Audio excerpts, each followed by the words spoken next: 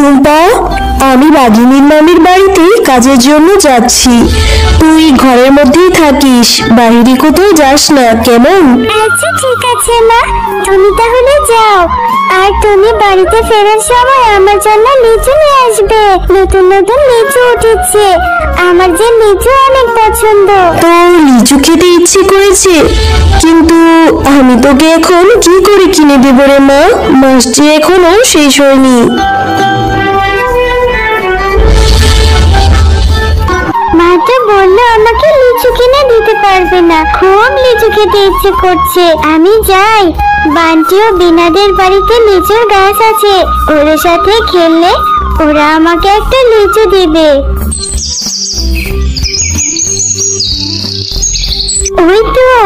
ওই তো দেখা যাচ্ছে বিনা আর বান্টি বসে বসে লিচু খাচ্ছে। কিরে বিনা, তোরা লিচু খাচ্ছিস? তোরা আজকে কি খেলবি না নাকি? জানিস আমারও না অনেক লিচু খেতে ইচ্ছে করছে, কিন্তু মাকে বলেছি মা আমাকে লিচু এনে দিতে পারবে না। আরে মিনা, আমরা তো খেলবো, তুই লিচু খাবি? আমাদের কাছে অনেক লিচু ধরেছে, আমার মাকে বলবো তোকে লিচু দিবে। সত্যি বলছিস বিনা? আমি কি লিচু দিবি? আচ্ছা ঠিক আছে, চল আগে আমরা সবাই খেলে আসি, তারপরে না হয় তোর মায়ের কাছে বলে লিচু খাবো। হ্যাঁ রে মিনা, খেলবো।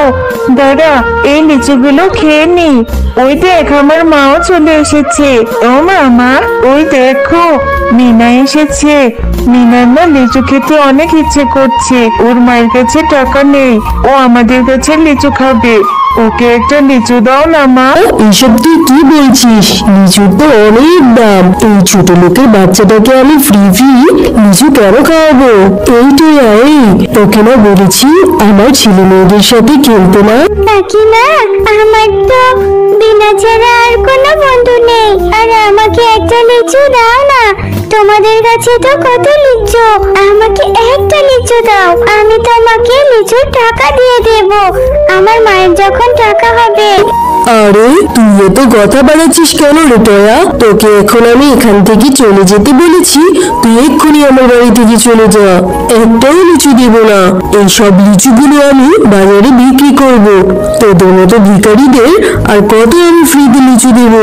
আচ্ছা ঠিক আছে কাকিমা, তুমি আমাকে আর বকো না, আমি এক্ষুনি চলে যাচ্ছি, আমি লিচু খাবো না। এরপর টয়া বাড়ি ফেরার পথে রাস্তায় এক বুড়িমার সাথে দেখা হয়। আরে ও দিদি ভাই, এত মনটা খারাপ করে কোথায় যাচ্ছ শুনি?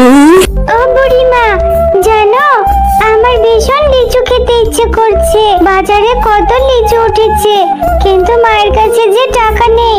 বাঘিনী কাকিমার কাছে কত লিচু ধরেছে, আমি একটা লিচু খেতে চাইলাম, তবু আমাকে দিল না। কিন্তু বুড়িমা, তুমি এখানে কেন বসে আছো? ও, তুমি লিচু খেতে চেয়েছিলে কিন্তু খেতে পারোনি, এই জন্য বুঝি তোমার মনটা এত খারাপ। আমারও যে ভীষণ খিদে পেয়েছে দিদি ভাই, সেই সকাল থেকে পেটে কোনো দানা পানিও পড়েনি, কেউ একটা টাকা ভিক্ষে দেয়নি, খুব কষ্ট হচ্ছে রে। হেঁটে যে বাড়ি পর্যন্ত যাব, শরীরে আমার সেই শক্তিটুকু নেই। ও, তোমারও তাহলে খিদে পেয়েছে?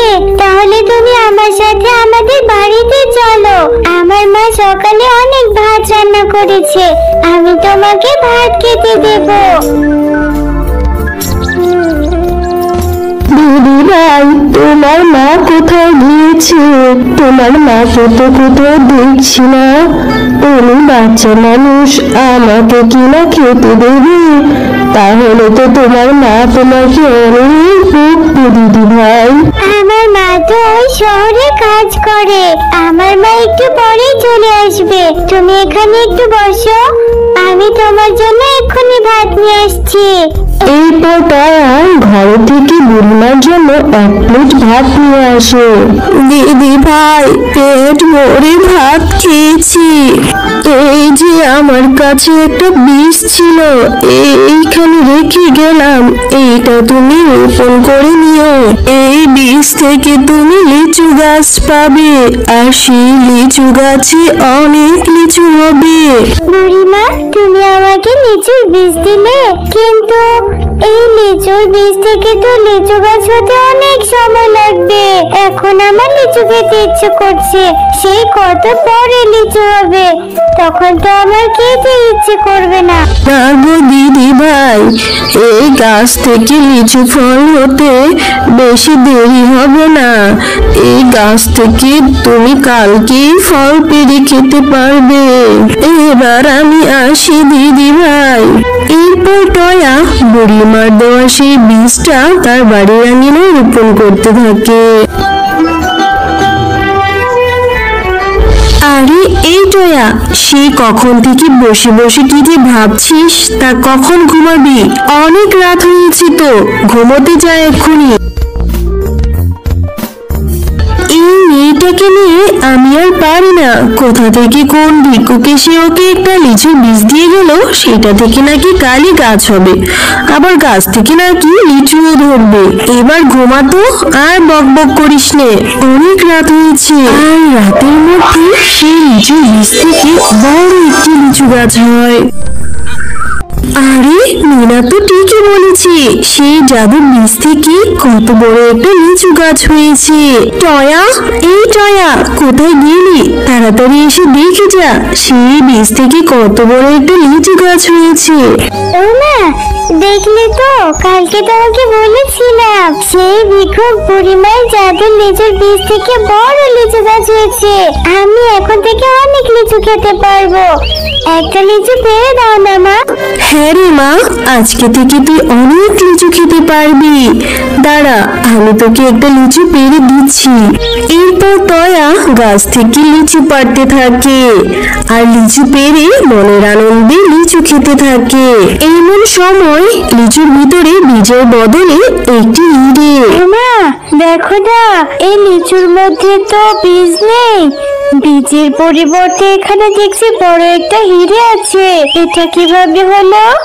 আরে ঠিকই তো, এই লিচুতে তো কোনো বীজ নেই, বীজের পরিবর্তে দেখি হিরে। আচ্ছা টয়া শোন, আমরা প্রত্যেকটা লিচু ছিঁড়ি, দেখি লিচুর ভিতরে কি হিরে আছে কিনা। দেখলি তো, এই লিচুগুলোর মধ্যে বীজ নেই, বীজের পরিবর্তে দেখছি হিরে। তাহলে ওই ভিক্ষুক বুড়িমা আমাদেরকে জাদু লিচু গাছ দিয়েছে। এত হিরে এখন আমরা কি করবো মা? হ্যাঁ রে টয়া, আমিও সেইটাই ভাবছি, এতগুলো হিরে দিয়ে আমরা কি করব? কিন্তু আমাদের গ্রামে অনেক দরিদ্র অভাবী পশু আছে, আমরা তাদের মাঝে এই লিচুগুলো বিলিয়ে দেব। এরপর তারা মা ও মেয়ে গ্রামের সকল পশুদের মধ্যে সেই লিচু বিলিয়ে দিতে থাকে। এভাবে তারা খুব ভালোভাবে জীবন কাটাতে থাকে।